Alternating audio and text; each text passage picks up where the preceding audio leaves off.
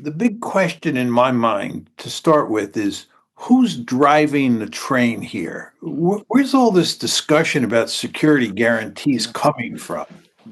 And in my opinion, it's coming from the Ukrainians and the Europeans. Yeah. They talk relentlessly about security guarantees. And the reason is very simple.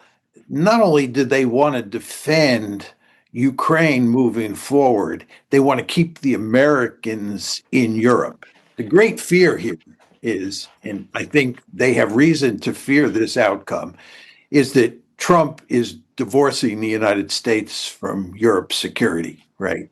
So talking about security guarantees ad nauseum is important just for Ukraine, not just for Ukraine, but also for keeping the Americans in Europe. But then the question you have to ask yourself is, what does this all add up to? There's sort of three things that they're talking about with regard to security guarantees, two of which Alexander mentioned. I actually think there's a third one. But the first is that if there's an attack against Ukraine, we're going to come to Ukraine's rescue. This is the Article 5 guarantee, or something equivalent to an Article 5 guarantee. We're going to be the cavalry and come in and pull their chestnuts out of the fire. The second dimension is they're actually talking about deploying troops in Ukraine, at least British and French troops. The third dimension is, and if you look at this memo that Starmer put out, he and Macron are both talking about building up Ukraine's ability to defend itself.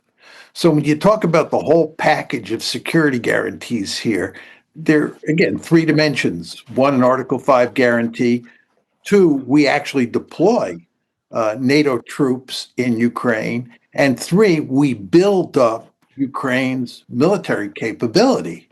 And I would just note that all three of those issues are ones that are red flags or red lines for the Russians. The Russians are not going to accept an Article 5 guarantee from the West.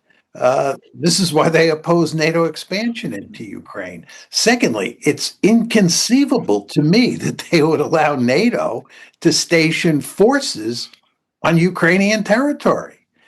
And third, one of their principal demands is that Ukraine be disarmed to the point where it's not an offensive military threat to Russia. Okay, how does that square with the argument that Macron and Starmer are putting forward that what we want to do is build up Ukraine's military capability? This is just not going to happen. The Russians are going to go to enormous lengths to prevent it.